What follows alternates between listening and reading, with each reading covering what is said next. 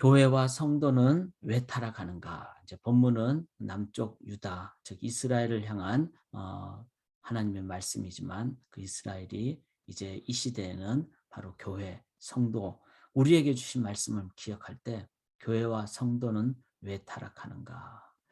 그리고 그 원인을 제대로 알면은 그 해결책은 무엇일까? 이것을 저희가 오늘 이 아침에 함께 나누기를 원합니다. 저는 이사야서 모든 선지서를 볼 때 진지하게 봐야 된다고 믿습니다.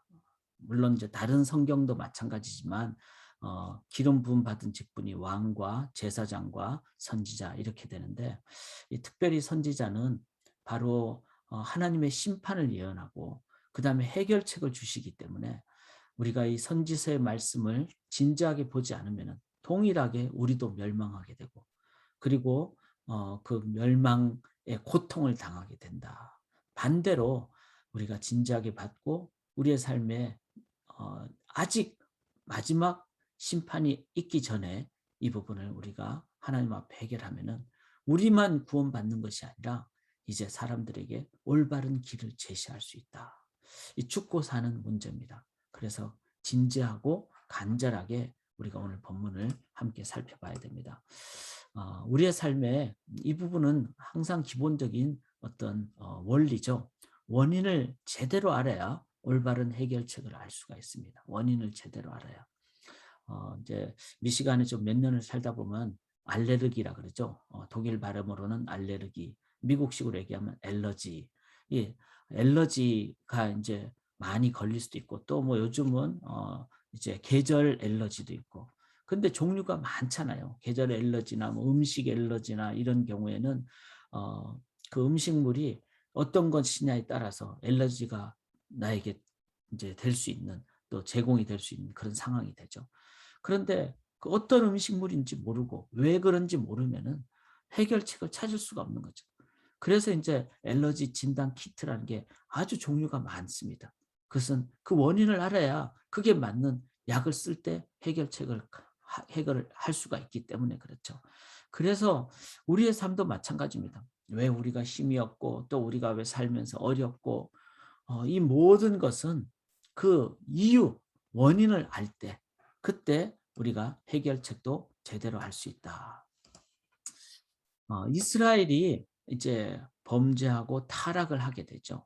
타락을 하고 이제 선지자 이사야는 100년 혹은 150년 후에 이제 바벨론에 갈 때에 멸망을 당할 것이다. 이제 타락하면 그 뒤에는 이제 멸망을 당한 이 멸망당하기 전에 바로 이 원인을 알 때 그때 우리들은 올바른 해결책. 그래서 오늘 본문은 이 원인에 대한 내용과 해결책에 대한 내용 두 가지 처방이 나옵니다. 원인을 제대로 알고 그다음에 해결책을 제대로 알고. 그래서 오늘 말씀을 같이 좀 기도하시면서 진지하게 우리가 볼 수 있기를 원합니다. 자, 이스라엘 백성들이 타락한 원인이 뭘까 했을 때 이 9절부터 나오죠. 들의 모든 짐승들아 숲 가운데 모든 짐승들아 와서 먹으라. 이제 이게 어떤 결과를 얘기하잖아요. 먹으라 이건 이제 결국은 멸망한다. 이스라엘이 멸망한다. 이런 모습입니다. 그런데 왜 그런가 하면은 10절에 보면 이스라엘의 파수꾼들은 맹인이요. 자, 파수꾼들은 누구를 가리킬까요? 뭐 이렇게 적이 오는지 안 오는지를 이제 보초처럼 이렇게 깨어 있고 지키라는 사람들이죠. 그리고 이 사람들이 나팔을 불 때 이제 백성들이 깨어나서 적군이 오니까 우리도 일어나야 되겠다. 전쟁을 해야 되겠다. 이렇게 되는 거죠. 근데 파수꾼들이 이제 잠을 자버리거나 나팔을 불지 않으면은 다 그냥 칠 수밖에 없는 거죠. 그래서 이스라엘 파수꾼들은 지도자들을 가리킵니다. 지도자들이 이제 온전하지 못할 때, 지도자들이 타락할 때, 이때 즉 맹인이라 그랬잖아요. 보지도 못하고 말하지도 못하고 이렇게 됐을 때, 이제 좀 더 구체적으로 이렇게 얘기합니다. 이 이스라엘의 지도자들, 육적인 지도자들은 정치 지도자들, 왕들이 되겠죠. 또 영적인 지도자들은 제사장 혹은 선지자들이 되겠죠. 그러니까 시대가 타락하면은 왕도 행정적으로 타락하죠. 뿐만 아니라 제사장들, 목양도 없고 예배도 없고 그다음에 선지자들, 말씀도 없는 그런 시대가 되면은 반드시 이제 멸망이 할 때가 왔구나, 이걸 깨달으셔야 됩니다. 그런데 구체적으로 지도자들이 어떻게 했는가 하면은 여기 10절에 보면은 다 무지하며 그랬어요. 무지라는 건 뭘까요? 이들이 영적인 깨달음이 없다는 거예요. 그러니까 원인을 찾지 못하는 거예요. 그래서 예를 들어서 지난주에 말씀드렸듯이 교회의 본질이 건물이 아니잖아요. 그런데 자꾸 뭐 건물 쪽에만 초점을 둔다든지 좋은 프로그램에만 초점을 둔다든지 이러면은 그거는 문제가 되는 거죠. 무지한 것이죠. 그래서 참 기도하는 마음으로 저 자신도 이 말씀을 준비하고 또 함께 나누게 됩니다. 또 지도자들의 타락은 10절에 보면은 누워있는 자들이여 잠자기를 좋아하는 자들이라. 이 잠자는 육적인 잠도 되겠지만 영적으로 깨어있지 않는다는 걸 얘기하죠. 즉 영적으로 하나님과의 관계가 끊어져 버리는 이제 이런 상황. 또 11절에 보면은 이 개들은 탐욕이 심하여. 자, 탐욕. 그러니까 자신들의 욕심을 채우는 거죠. 그 지도자들의 타락의 한 모습을 보면은요. 일용할 양식 이상을 자꾸 추구한다. 교회가. 특별히 목회자들이. 그러면은 이거는 이제 문제가 있는 겁니다. 탐욕이라는 거죠. 주님을 바라보면은 일용할 양식. 이게 뭐죠? 매일의 만나죠. 만나는 내가 내일 것까지 내가 오늘 다 걷어버리면 썩어버립니다. 그러니까 일용할 양식이죠. 성도님들도 마찬가지입니다. 물론 우리의 삶에 하나님이 물질을 더 많이 갖는 또 벌게 하는 그런 은사를 주신 분들이 계세요. 그는 이제 더 많이 이렇게 벌어들이는 것은 하나님의 은사입니다. 그런데 그걸 소유를 내가 필요 이상이 더 많이 소유한다. 이거는 문제죠. 그래서 이제 진정한 부자는 자기가 필요한 만큼 딱 쓰고 나머지는 다 어떻게 합니까? 사회에 또 교회에 그래서 선교사에게 또 구제에 그렇게 나가도록. 교회도 마찬가지입니다. 교회도 필요한 어떤 뭐 경상비 정도는 필요하겠죠. 그러나 교회가 계속 뭔가 이렇게 자꾸 쌓아두게 되는 것은 올바르지 않습니다. 제가 뭐 가끔씩 말씀드리잖아요. 돈은 돌아야지 우리가 돌지 않게 되는 겁니다. 돈이 안 돌고 그러면 세상이 돌아버려요. 사람들이 돌아버려요. 이걸 기억하시면서 탐욕이 심한 것도 지도자들의 타락이다. 11절에 보면 몰지각하다. 그러니까 몰지각하면 지식을 없다는 것을 넘어서 염치도 없고 문화 예절도 없고 뭐 이런 거잖아요. 몰지각한 그런 삶에 그 천박함이 있게 되는. 그렇게 되니까 이제 자기 일로 돌아가며 그다음에 자기 이익만 추구하죠. 12절에 보면은 포도주를 가져오라. 독주를 잔뜩 마시자. 이게 뭐죠? 방탕입니다. 그래서 결국은 하나님 없게 되면은 마지막이 방탕이에요. 왜냐하면 먹어도 부어도 마셔도 그게 만족이 없으니까 어디까지? 더 끝까지 간다는 겁니다. 이걸 보면서 무지하고 잠자기를 좋아하고 탐욕이 심하고 몰직하고 방탕하면은 특별히 교회가 그렇거나 지도자들이 그렇다면은 이제는 이거는 하나님의 심판이 임한다. 우리가 기억을 해야 됩니다. 또 이제 이스라엘의 타락 원인은 지도자들의 타락을 넘어서 여기 1절 57장 1절에 보면은 의인이 죽을지라도 마음에 두는 자가 없고 이런 그다음에 2절에 보면요. 이렇게 나옵니다. 그들은 평안에 들어갔나니 바른 길로 가는 자들은 그들의 침상에서 편히 쉬리라. 자기들이 생각하는 길을 바른 길이라고 생각하고 침상에서 편히 그러니까 이제 나는 그냥 남들이 어떻든 나 혼자 그냥 침상에서 편히 쉬겠다. 이런 겁니다. 즉 마음에 이 소위 말해서 이제 사회적으로 어려운 상황이 돼도 마음이 딱딱해져 버린 거예요. 무감각하고 무자비한 사회. 이스라엘이 타락하게 되면요. 사회적으로 사람들이 마음이 무디어지게 됩니다. 그래서 그들은 평안에 들어간다니 즉 자기 침상에 편히 쉬리라. 그래서 죽을 때까지 그 사람들이 죽을 때까지 무관심한 무자비한 사회가 되는 것. 이게 바로 이제 이스라엘의 타락의 한 모습이다. 지금 이 사회 보면은 그래도 뭐 온정이 있죠. 온정이 있는데 이런 온정이 과연 다 있는가? 요즘 뭐 백신 이렇게 보면은 어떤 나라는 뭐 3차 백신까지 맞으려고 막 그러고, 그러니까 이제 전 세계 어떤 소리는 그거를 좀 못 맞은 나라에 좀 같이 먼저 맞도록 1 차라도 맞도록 해 주면 안 되는가. 그런데 좀 국가적으로 그렇지 않은 상황입니다. 참 이걸 보면서 이 선지자의 이 예언이 참 함께 그대로 되는 이런 부분의 모습을 저희가 보게 됩니다. 그다음에 3 절부터 10 절까지는요. 이런 표현입니다. 여기 이제 우리가 읽어 보면은 3 절에 무당의 자식, 간음자, 음녀의 자식들아. 인제 이거 뭐 우상을 얘기하는 거죠. 우상을 얘기하는데 5 절에 뭐 상수리 나무 다 푸른 나무 이거 다 이제 우상 숭배한 모습이죠. 여기 5 절에 보면 바위 틈에서 자녀를 도살하는도다. 이 우상의 무서움입니다. 이 우상 즉 하나님에 의하지 않으면은 자기 자식까지 죽게 된다는 거죠. 그다음에 6 절에 골짜기 가운데 매끄러운 돌들 중에 네 몫이 있으니. 참 매끄러운 돌은 아주 뭐 멋진 것을 얘기하죠. 그런 곳에 마음을 두게 된다. 이게 다 우상의 한 모습이죠. 그다음에 7 절에 네가 높고 높은 산 위에 네 침상을 베풀었고. 그러니까 막 높은 산 하면은 막 산신령님 그러고 그러잖아요. 이게 다 우상 숭배의 모습입니다. 8 절에 보면은 네가 또 내 기념표를 문과 문설주 뒤에 두었으며. 이 기념표는요. 이 당시에는 이제 우상 숭배와 또 음란 이 그 우상 신전의 그 신녀라 그러죠. 그 신전의 창녀죠. 그들과 이제 관계를 갖는 것을 이제 하나의 어떤 그 영적인 어떤 체험이라고 생각을 하는 거죠. 그래서 이 우상 숭배와는 항상 음란이 같이 연결이 되게 됩니다. 그러니까 그 창녀들과의 어떤 순서표가 기념표 같은 거예요.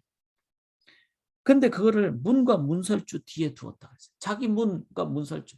근데 우리 이사야서에 보면은 문과 문설주 또 하나님 뭐라 그랬죠? 문과 문설주에 어린 양의 보혈의 피를 바르라 그랬잖아요. 그런데 그 말씀을 들어갈 때 나올 때 봐야 되는 말씀 대신에 뭘 붙이는 거예요? 음란한 기념표를 붙이는 거예요. 이게 우상 숭배입니다. 피조물의 영역에 몰두하고 창조주 하나님 즉 문설주의 말씀을 붙여놓는 것을 잊어버려요. 이제 이렇게 되는. 자, 한번 계속 보죠. 이스라엘의 타락은 지도자들의 타락이고 또 무감각한 무자비한 사회가 되니까 더 딱딱해져 버리고 그다음에 우상 숭배입니다. 그 결과 어떻게 되죠? 10절에 보시면은 네가 길이 멀어서 피곤할지라도 헛되다 말하지 않으면 자 사람들은 피곤해요. 막 우상 숭배하고 애도 죽이고 막 거기에는 방탕하는데 참된 만족이 없으니까 막 끝까지 가고 아마 지금 복음이 안 들어가면요. 북한이나 한국의 가장 밑바닥부터 돈이라는 우상 숭배, 또 외모라는 우상 숭배, 명예라는 우상 숭배, 인기라는 우상 숭배, 그다음에 마약이라는 우상 숭배. 그런데 문제는 피곤할지라도 헛되다고 말하지 아니한다는 거예요, 사람들이. 아, 이거는 길이 아니다. 이렇게 말하지 않고 내 힘이 살아났으므로 쇠약하여지지 아니함이라. 이건 뭐죠? 자기들이 죽을 때까지 막 여기에 그냥 몰두하게 되는 거예요. 이게 타락의 가장 무서운 겁니다. 그게 바로 노아의 홍수 심판이었어요.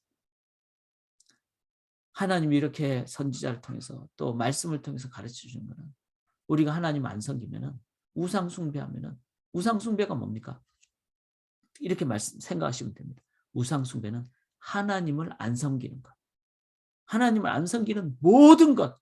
그게 다 우상 숭배죠. 왜 그렇죠? 하나님 아닌 모든 것은 피조물이잖아요. 그것이 윤리든지 도덕이든지 그것이 나 자신이든지 피조물을 섬기는 건 다 우상 숭배죠.